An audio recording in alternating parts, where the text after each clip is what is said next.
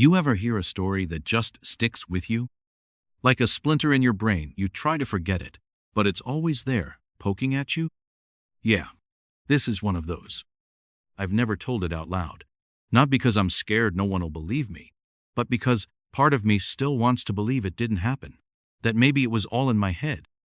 But I know better. This happened about 10 years ago. I was living in this tiny town in the middle of nowhere, Pine Hollow. Population? Maybe 400, maybe less now. You could blink and miss it driving through. Just a diner, a gas station, and woods. Miles and miles of thick, quiet woods. Everyone there knew each other. Most folks had lived there their whole lives. But there was one thing nobody really talked about. The hollow.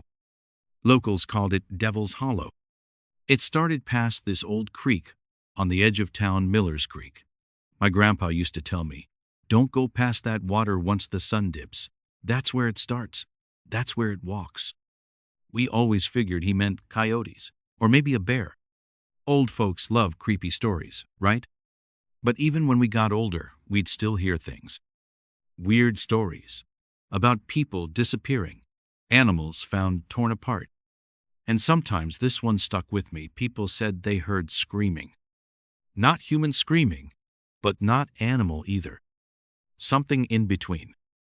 Thing is, those stories, they'd come from different people, years apart. Same details. Somebody's uncle saw something tall and wrong out there in 72. Another guy said a whole hunting party went missing back in the 40s. No trace. Sheriff at the time just quietly shut off part of the forest. Anyway, I was 19, just out of high school, working night shift at the general store. Me and my buddy Mason were closing up one Friday night. Around midnight, he says to me, "Hey, let's go up to the old fire tower. I got beer, got a little something else too." Wanted to hang out, shoot the breeze, have a few laughs. So I said sure, why not?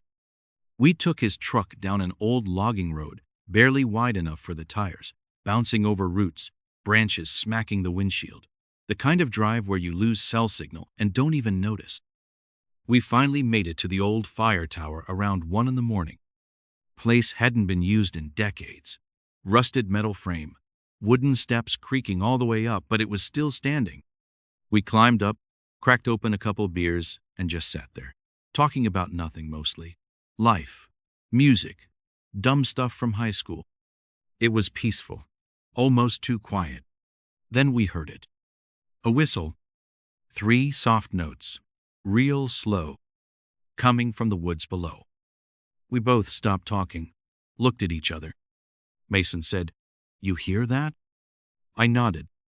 We leaned over the railing, listening. Nothing for a minute. Then again, whistle, pause, whistle. Just a little louder this time. Now, I'm not the jumpy type. We figured maybe it was a hunter messing around, or some drunk hiker trying to find their way back. But then the woods went completely silent. No wind, no crickets, no rustling. Just this weird, heavy stillness. Mason squinted into the trees. I was about to say we should head out when I saw it. Something stepped out of the tree line. At first, I thought it was a man, but it was off.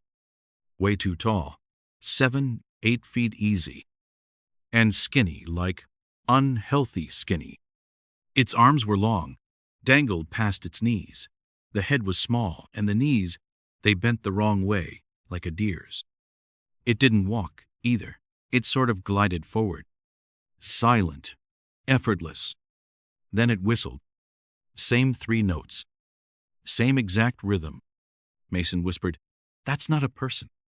We just froze. Couldn't move. Couldn't even think. And then it looked up, right at us. We were at least 200 feet away. It shouldn't have been able to see us, but somehow I knew it did. It tilted its head to one side, real slow, then let out this groaning sound. Low, deep, like a dying animal mixed with static, almost vibrated in my chest. Then it started moving, right toward the tower. We bolted. I barely remember going down the ladder. Just flashes my hands slipping, boots hitting the rungs too fast. We jumped into the truck, Mason floored it, and we didn't stop till we were back in town. Didn't say a word the whole ride. We were shaking, dead silent.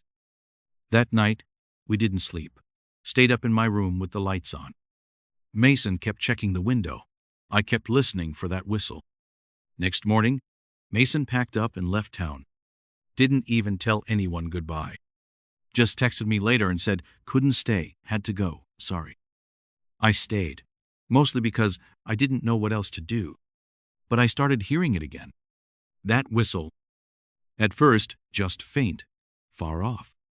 Then, closer. Once, I heard it outside the store. Another time, outside my bedroom window. Same 3 notes. Always the same. I asked an old guy in town about it, Ray. Retired hunter. Been in Pine Hollow longer than anyone. When I brought it up, he went pale. Eyes got real distant. Then he just said, don't talk about it. And don't ever go back. I asked why. He just shook his head and walked away. A week later, Ray was found dead in his barn. Shotgun in his lap. No note. Not long after that, another guy turned up dead. Rick, one of the few people who still hunted out by the hollow. They said it was a cougar attack, but there were no tracks, no blood trail. Just Rick, laying flat on his back, eyes wide open, mouth twisted like he died screaming. I tried to forget about it, told myself it wasn't real. But then 2 high school kids went missing. They'd gone out near the creek trying to make a ghost hunting video for YouTube. They never came back.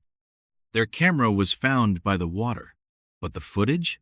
Completely wiped. And I started to notice something else, a pattern. Anyone who saw it, or heard it, either disappeared, died, or left town. And then it happened again. One night, real late, maybe 3 in the morning, I was sitting in my living room. Everything was quiet. And I heard it. That whistle, right outside my window. I didn't look. I just sat there in the dark. Felt like the air in the room was being sucked out. I finally got up the nerve and peeked through the blinds. And there it was. Standing by the edge of the woods. Same shape, same stillness. Just watching. It didn't move, didn't whistle again. Just stared. I shut the curtain and didn't look again. I left Pine Hollow not long after that. Packed up, moved to the city. Didn't even say goodbye. I figured if I got far enough away, it wouldn't follow me. That maybe it was tied to that place, that forest. For a while, I felt okay. But then about a week ago, I heard it again. I was home, sitting in my apartment, 6th floor, city lights outside. No woods, no animals, no trees. And I heard it. That same whistle, 3 notes. Soft, slow, familiar. I froze. Told myself it was just someone outside. But then I realized it wasn't coming from the window. It was coming from inside the apartment. From behind me. From the closet. So yeah, believe what you want. Say I'm crazy, or dreaming, or lying. But if you ever hear that whistle 3 soft notes, real slow, don't follow it. And whatever you do, don't look.